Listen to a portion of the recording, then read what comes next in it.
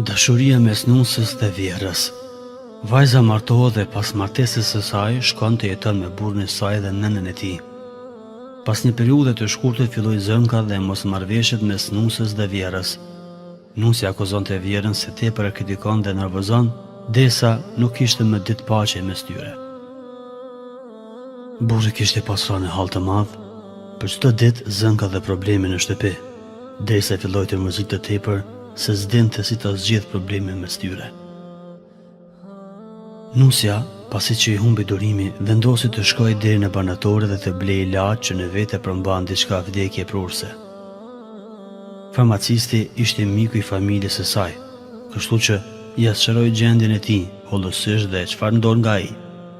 Nga ai kërkoi disa ilaçe që do t'ia zhdukshin para syve të saj vjerën. Farmacisti, pasi që dëgjoi me vëmendje, hyri në magazinën e ilaçeve dhe pas disa minutave i solli një shishe të vogël me ilaç brenda dhe i tha: "Nuk është prej urtësisë ta përdorësh helmin shpejt, sepse ashtu do të futesh shumë dyshime. Kështu që do të jap këtë ilaç që ndikon gradualisht dhe duhet ta përdorësh për çdo ditë. Duhet që për çdo 2 ditë ti përgatitesh ushqim me mish, qoftë ai pule apo lope, dhe ti hedhësh nga disa pika helm në ushqim.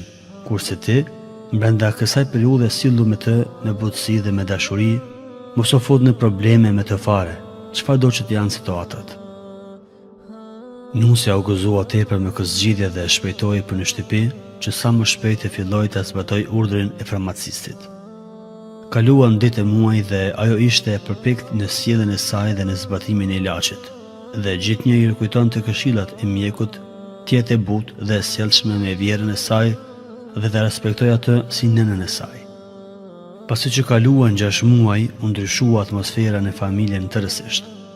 Ajo sillej mirë me të, derisa filloi të ndryshojë mendimin për të, dhe filloi të përhapet në shtëpi atmosferë dashurie dhe shoqërie mes tyre, dhe filluan që njëra tjetrën të ndryshojnë për në të mirë, dhe vjera ju bë nusës si nënë e saj, kurse nusja për vjerën si bije e saj.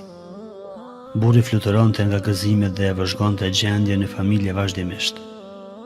Gruaja pas kësaj periudhe shkoi te farmacisti, mirë po këtë herë jo për të kërkuar nga ai helm, po këtë herë i thotë: "Më ndihmo ta ndërpres helmin që mos ta mbys vjerën time, sepse ajo është shumë më e mirë me mua dhe tash atë e dua si nënën time. Të lutem, nuk dua që ajo të vdes."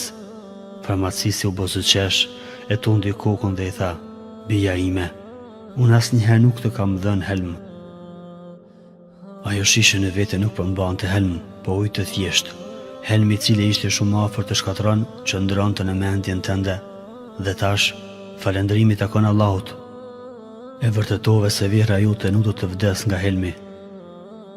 Sillu me njerëzit ashtu si do t'i vetë, të sillen ata me ty, të keqen ktheje me të mirë, o dhe hiqin njerëzit me mirësi dhe mos u ngot në gjykim.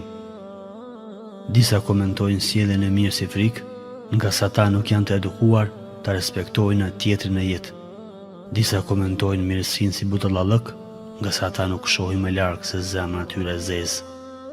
Ti she më larg, sepse ti në fakt nuk pret gjë tjetër përveç shpërblimin nga Allahu.